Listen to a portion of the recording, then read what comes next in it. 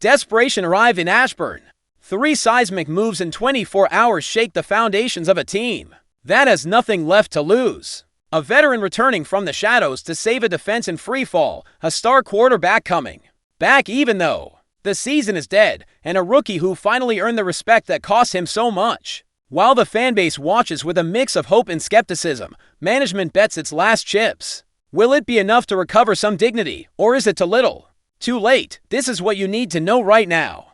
The Washington Commanders just activated Drake Jackson from injured reserve. And let me tell you something, this is not just any move. This is a declaration of war against the mediocrity that has plagued our pass rush all damn season.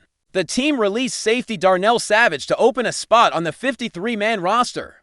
And while Savage appeared in 3 games with a rotational role, the reality is we needed fresh blood on the defensive line more than in the secondary. Jackson is 24 years old and was selected in the 2nd round by the 49ers in 2022.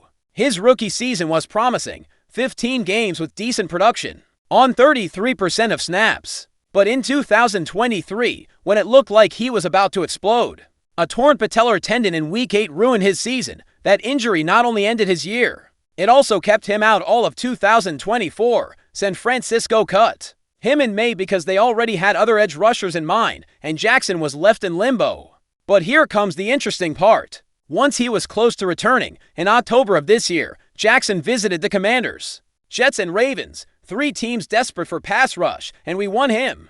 He signed with Washington, but was immediately placed on injured reserve to finish his rehab. Now, as soon as he completed his minimum IR stint, he was designated to return to practice and is ready to debut Sunday against the Vikings. Why is this so crucial? Because we lost Dorrance Armstrong to a season-ending injury in October. Since then, our pass rush has been a bad joke. We are the 5th team with the fewest pressures generated in the entire NFL this season.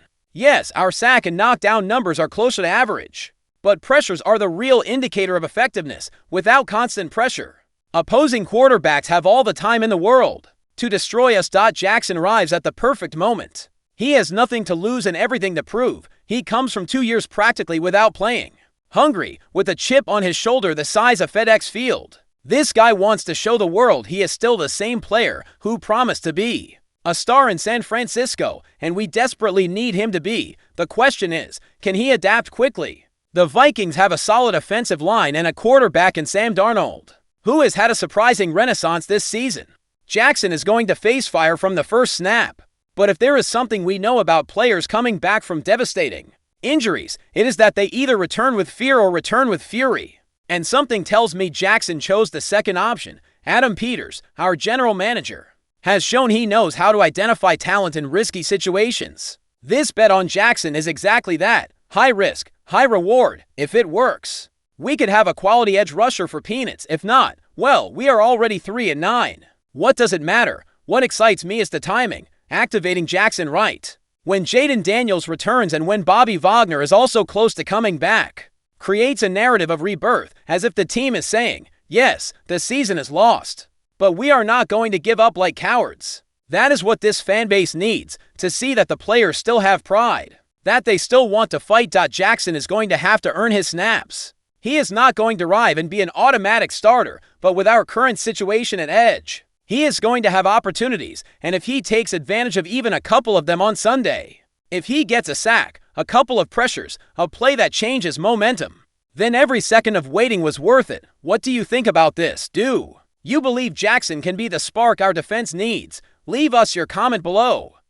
Jaden Daniels is back, despite us being eliminated from playoffs, despite us being 3-9, despite many thinking the smartest thing was to let him rest and protect him for 2026. But no, Dan Quinn confirmed our starting quarterback will be under center Sunday against Minnesota, and honestly, I do not know whether to feel relieved or worried. Daniels has been progressing in his recovery from a dislocated left elbow since Week 9. He practiced in limited fashion on Wednesday and completed a full session on Thursday. He was cleared for full contact, which is a positive sign. But let us remember how he got injured in a brutal beating where Quinn left him on the field much longer than necessary when the game was already decided. That decision generated massive criticism, and rightfully so. Since then, we have lost 7 consecutive games. Marcus Mariota has done a decent job as a replacement, but he does not have The magic of Daniels. He does not have that ability to create plays out of nothing, to extend plays with his legs, to connect with Terry McLaurin in impossible situations. Mariota is a solid professional, but Daniels is the future of this franchise. Speaking of McLaurin, he also returned Monday night in that overtime loss against Denver. Terry had 96 yards and a touchdown. Seeing him back with Daniels is going to be like reuniting Batman and Robin. After a forced separation, that connection they built in the first weeks of the season was special, almost telepathic. If they can pick up that rhythm in these final games, at least we will finish with something positive. But here is the ethical dilemma. Should Daniels be playing? He was never placed on injured reserve, but there were conversations between the team and the player about shutting him down for the rest of the campaign. Daniels, being the competitor he is, wanted to return, and Quinn, being the type of coach who values warrior mentality, backed him. But as a fan, I worry. What if he gets injured again? What if a careless tackle ruins his career before it really takes off? The Commanders have been devastated by injuries on offense all season. It is not just Daniels. We have lost key pieces on the offensive line, in the backfield, in the receiver corps. Finishing the year on a high note would be a bomb for a season that started with so much optimism and ended in total disaster. Daniels is 24 years old. He won Offensive Rookie of the Year last season. He has all the talent in the world, but talent means nothing if your body cannot hold up. And that is where the staff's responsibility comes in. Quinn has to protect him. If the game gets ugly, if we are down by 3 touchdowns in the third quarter, take him out. There is no reason to risk him in a lost season. What gives me hope is that Daniels himself wanted to return. It was not an imposition by the team. He feels he can help, that there is still something to play for, and maybe he is right. Maybe these final games are his opportunity to demonstrate leadership, to show his teammates he does not give up, that he is committed to this team no matter the record. The Vikings are a tough opponent. They have an aggressive defense, a pass rush that can be lethal. Daniels is going to have to be alert, make quick decisions, protect the ball. He cannot play like he is invincible. He has to be smart. And if that means throwing the ball out of bounds instead of forcing a play, so be it. Quinn said Noah Brown and Bobby Wagner are also close to playing this week. Brown is still on IR, so they would need to activate him today or tomorrow. Having those veterans back along with Daniels creates a feeling that the team is trying to finish strong, not just give up and wait for the draft. And that is important, because the culture you build in bad streaks defines who you are in good ones. If these players fight to the end, if Daniels leads by example, if Jackson shows flashes of greatness, then 2026 can be different. But if we give up, if we play without heart, then it does not matter how many picks we have in the draft. We will still be losers.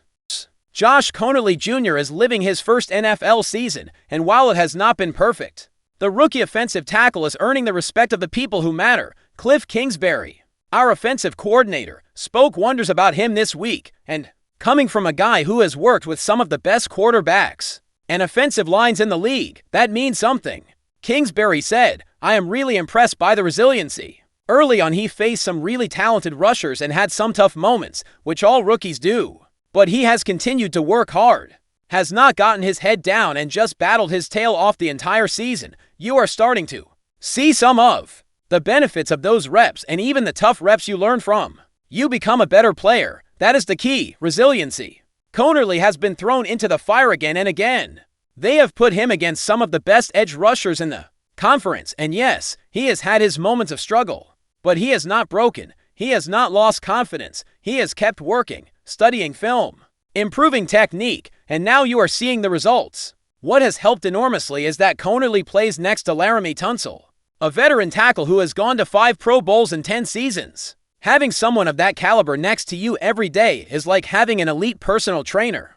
Tunsil does not just show him how to do things, he tells him about his own struggles, his own failures, how it took him time to develop and feel like he really belonged at this level. Kingsbury talked about that too. It has been phenomenal.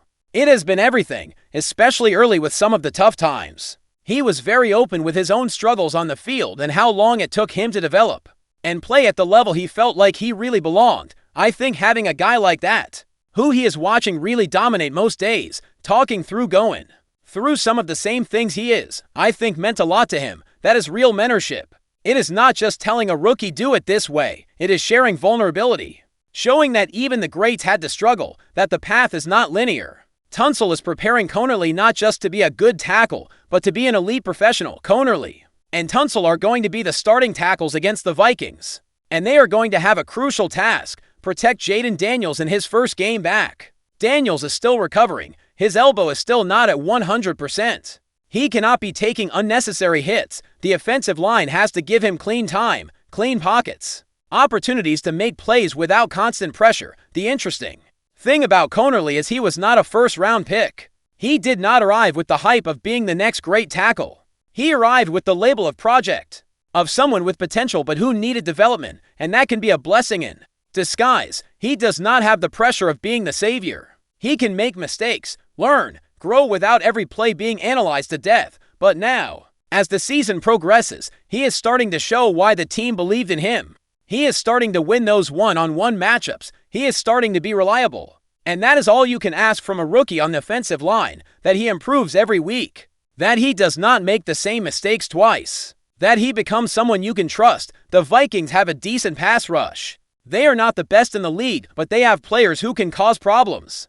Connerly is going to have to be at his best level. He is going to have to use everything he has learned in these last weeks. And if he can come out of that game without allowing a sack, without committing silly penalties, then he will have taken another step forward in his development. What I like about this story is it is a reminder that not everything in the NFL is about the big names, the massive contracts, the explosive headlines. Sometimes it is about a quiet rookie who just comes to work every day, who listens to his veterans, who does not complain when things get tough, who just keeps improving. That is Josh Connerly Jerdot, and if he continues on this trajectory, if he keeps learning from Tunsil, if he keeps showing that resiliency Kingsbury praised, then in a couple of years we could be talking about him as one of the best tackles in the conference. But first, he has to keep doing what he is doing, work hard, keep his head down, and fight on every snap. 3 stories, one same message. This team has not given up. Drake Jackson arrives to give life to a dying pass rush. Jayden Daniels returns to lead even though the season is lost. Josh Connerly Jr. keeps growing, keeps fighting, keeps proving he belongs. The Commanders are 3-9, but there is still pride. There is still professionalism. There are still reasons to believe in the future. Sunday against the Vikings is not just another game. It is a statement. It is the opportunity to show this organization is building something, that players matter, that culture is changing.